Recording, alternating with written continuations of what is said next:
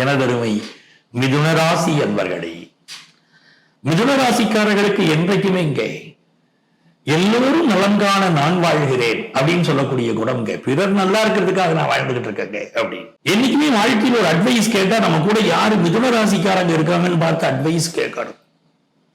அந்த அட்வைஸ் பெரிய அளவுக்கு நமக்கு லாபம் தரும். இப்ப மிதுனராசிக்காரங்களுக்கு தான் ஒரு சந்தேகம் வருது, நான் நிறைய பேருக்கு அட்வைஸ் கொடுக்குறேங்க, ஏன் மனசு சொல்றபடிதாங்க நான் நடக்கிறேன், எனக்கு லாபம் இல்லையே அப்படின்னா அது அப்படித்தான். மிதுனராசிக்காரர்களுடைய சிந்தனை மிதுனராசிக்காரர்களுக்கு லாபம் கொடுக்க மாட்டேங்குது. ஆனா மிதுனராசிக்காரர்களுடைய ஆலோசனைகள் யாரெல்லாம் இருக்கிறார்களோ அவர்களுக்கு பெரிய லாபம் வந்து சேருது வாழ்க்கையில.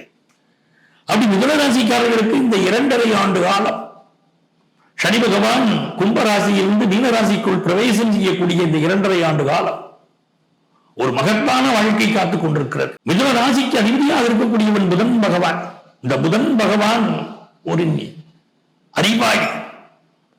ஒரு ஜாதகத்தில் புதன் பகவான் நன்றாக இருந்தால் என்ன சொல்றோம்னா உங்க வாழ்க்கை சூப்பரா இருக்குங்க அப்படின்னு சொல்லிடுறோம்.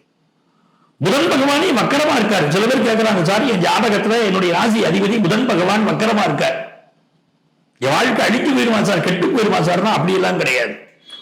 புதன் பகவான் ஜாதகத்தில் வக்கரமாக இருந்தால் அறிவாளிகளிலே ஒரு மிகப்பெரிய அறிவாளின்னு அர்த்தம்.